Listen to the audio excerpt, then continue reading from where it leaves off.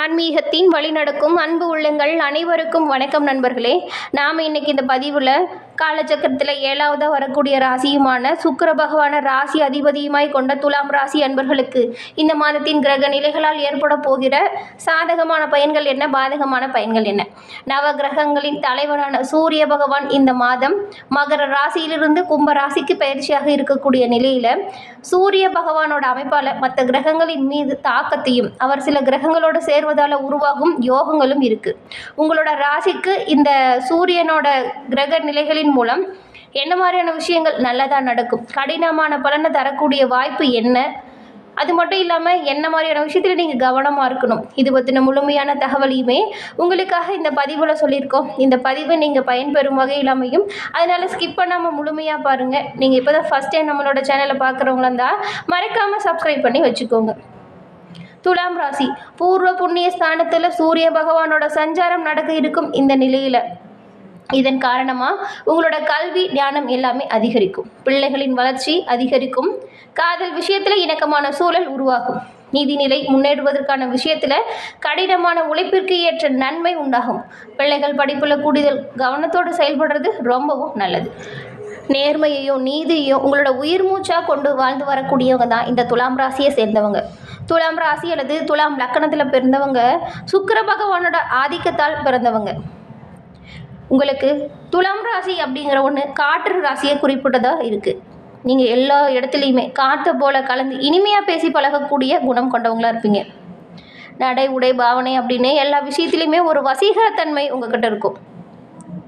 மற்றவங்களோட துன்பத்துலேயுமே ஆத்மார்த்தமாக பங்கெடுத்துப்பீங்க. ஒரு விசேஷத்துக்கே போனால் கூட அங்கே போனோமா வந்தோமா சாப்பிட்டோமா மொய் வச்சோமோ அப்படின்னு இல்லாமல் அந்த நிகழ்ச்சியில் பங்கு பெற்று அங்கே இருக்கக்கூடிய எல்லோருக்குமே உறுதுணையாக செயலாற்றக்கூடியவங்களாக இருப்பீங்க. ஏதாவது ஒரு வேலையை செஞ்சுட்டு அவங்களோட மனதில் நீங்காத இடம் பிடித்துட்டு வருவீங்க. அதே போல் உங்ககிட்ட சிறப்பான பேச்சு திறனுமே இருக்கும். நீங்கள் சமரசம் செய்வதில் எல்லாமே கெட்டிக்காரங்களாக திகழ்வீங்க. தீராத பிரச்சனையாக இருந்தாலும் சரி அதை நொடியில் தீர்த்து வைக்கக்கூடிய சிறப்பு உங்ககிட்ட இருக்கும். ஒரு 2 தரப்பிற்கு சண்டை, இப்போ அவங்களுக்கு சமரசம் செஞ்சு வைக்கணும் அப்படின்னா நீங்கள் இருந்தால் போதும். இந்த துலாம் ராசியை சேர்ந்தவங்க 2 தரப்பு இருக்கிறவங்ககிட்டையுமே பேசி அவங்க 2 பேரையுமே சமாதானத்தில் போக வைக்கிறதுல கெட்டிக்காரங்களாக திகழ்வீங்க. துலாம் ராசிக்காரங்க எப்பொழுதுமே வயதிலையும் சரி மற்றவங்க விடவும் அதிக வயதாக இருந்தால் கூட இளமையானவங்களை விடவே அதிகமான பணியாற்றக்கூடியவங்களாக இருப்பீங்க. பேச்சின் மூலமாக மற்றவங்களை கொக்கி போட்டு உங்கள் பக்கம் இழுக்கிறதுல நீங்கள் கெட்டிக்காரங்களாக இருப்பீங்க. அது மட்டும் இல்லாமல் இந்த நெகட்டிவாக பேசுகிறது, எந்த நேரமும் யாரையாவது வசைப்பாடுறது, ஆபாச பேச்சு மற்றும் சாபம் விடுறவங்களை கண்டாலே உங்களுக்கு பிடிக்கவே பிடிக்காது, ஒதுங்கி போயிடுவீங்க. உங்களுக்கு கோபமாக பேசுகிறதுமே பிடிக்காது. குரலை உயர்த்தி பேசினாலும் உங்களோட செயல்களில் யாராவது தவறு அப்படின்னு சொன்னாலும் அதெல்லாம் உங்களுக்கு பிடிக்காத செயலாக தான் இருக்கும். அதே போல் நீங்கள் ஒரு குழுவை தலைமை நடத்திடுறதுல உங்களோட ஆற்றல் திறமையாக செயல்படும். ஊர் கூடி தேர் இழுப்பதில் கெட்டிக்காரங்க இந்த துலாம் ராசியை சேர்ந்தவங்க. ஏழை பணக்காரன் அப்படின்னு பார்க்காம பழகுவதற்கு எளிமையானவங்களாகவும் எல்லோர்கிட்டையுமே இனிமையாக பேசக்கூடியவங்களாகவும் நீங்கள் திகழ்வீங்க. அகம்பாவம், அகங்காரம், ஆணவம் அப்படின்னு எந்த ஒரு தீய செயலுமே உங்ககிட்ட இருக்காது.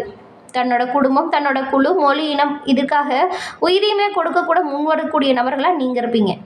உங்களோட நேர்மையை சந்தேகித்து யாராச்சும் விமர்சனம் செஞ்சால் கூட சுனாமி போல பொங்கி எழவும் தயங்க மாட்டீங்க. எவ்வளவு நல்லவங்களா இருக்கீங்களோ அவ்வளவு கோபப்படக்கூடிய குணமுமே உங்ககிட்ட இருக்கும்.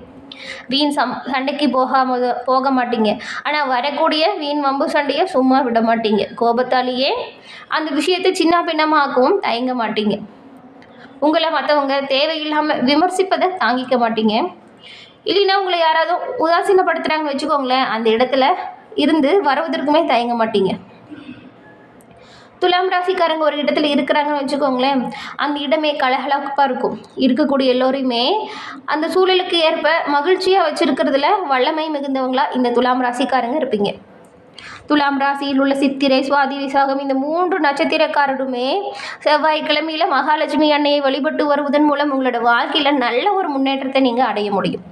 உங்களுக்கு மகாலட்சுமி தாயார் பிடிக்கும் என்றாலும் இந்த வீடியோ பதிவின் கமெண்ட்ல ஓம் மகாலட்சுமி தாய்க்கு போற்றி அப்படிங்கிற மந்திரத்தை 3 முறை பதிவிடவும் செய்யுங்க. அன்னையின் அருளால் உங்களோட வாழ்க்கையில் நடக்கக்கூடிய அனைத்து விஷயங்களுமே நல்லதாக நடக்கவும், காரிய தடைகள் விலகி செல்வ நிலை மேலோங்கவும் வாழ்த்துக்களும் அன்னையிடம் பிரார்த்தனையும் எல்லோரும் செஞ்சுக்கலாம். அது மட்டும் இல்லாமல் ஜோதிட ரீதியான அனைத்து சந்தேகத்துக்குமே நீங்கள் உங்களோட கையில் இருக்க மொபைல் மூலியமாகவே தீர்வு காண முடியுங்க. இப்போ ஒரு நம்பர் சொல்கிறோம், அதை நோட் பண்ணி வச்சுக்கோங்க.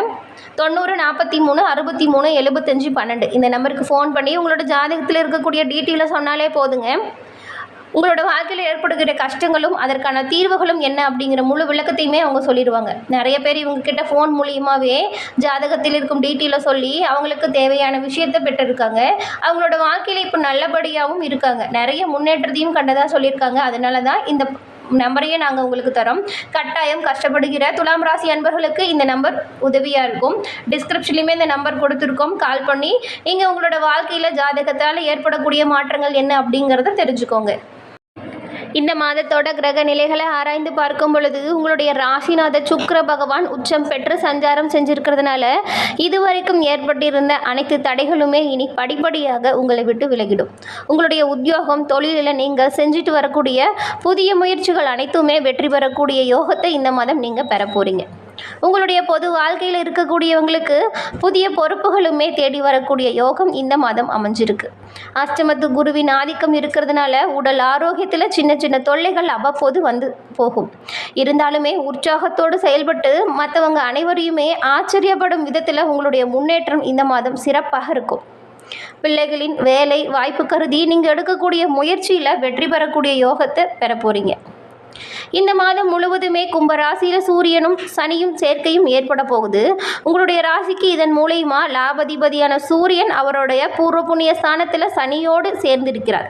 அதோடு சூரியனுமே தன் வீட்டை தானே பார்க்கிறதும் இது பூர்வீக சொத்துக்கள் சம்பந்தப்பட்ட வகையில் ஏற்படுகிற பஞ்சாயத்துக்கள் அனைத்தையுமே நல்ல முடிவிற்கு கொண்டு வரக்கூடிய ஒரு கிரக நிலையாக அமைஞ்சிருக்கு. அந்த நிலை இந்த மாதம் உங்களுக்கு அமைய பெற்றிருக்கிறதுனால பூர்வீக சொத்துக்களால் ஏற்பட்டிருந்த அனைத்து பிரச்சனைகளுமே உங்களுக்கு சாதகமான முடிவில் அமைவதற்கு வாய்ப்புகள் இருக்கு. சுப காரியம் தொடர்பான எண்ணங்கள் அனைத்தும் ஈடேறும். கலை இலக்கியம் சார்ந்த பணிகளில் உங்களுக்கு அதிக ஆர்வம் கொண்டு காணப்படுவீங்க. கறந்த சேமிப்புகளை ஈடுகட்டவும் உயர் பொறுப்பில் இருக்கிறவங்களோட அறிமுகத்தால் உங்களுடைய பிரச்சனைகளை தீர்த்து கொள்ளவும் சிறப்பான வாய்ப்புகள் கிடைக்கும். மிதுன ராசியில் சஞ்சரிக்கும் செவ்வாய் இந்த மாதம் வக்ர நிவர்த்தி அடைய போறார். உங்களோட ராசிக்கு 2, 7 ஆகிய இடங்களுக்கு அதிபதியாக இருக்கக்கூடியவர் செவ்வாய். அவர் பழம்பெரும் இந்த நேரம் அற்புதமான ஒரு நேரமாக அமைய போகுது. குடும்ப முன்னேற்றம் நல்லபடியாக இருக்கும். கொடுக்கல் வாங்கல் அனைத்தும் சீராக அமையும். பணம் தொடர்பாக எடுத்த புதிய முயற்சிகள் அனைத்துமே வெற்றி பெறக்கூடிய வாய்ப்பு உங்களுக்கு உண்டாகும். பணியாளர்களோட ஒத்துழைப்பு அப்படிங்கிறது இந்த மாதத்தில் திருப்தி தரும் வகையில் அமையும்.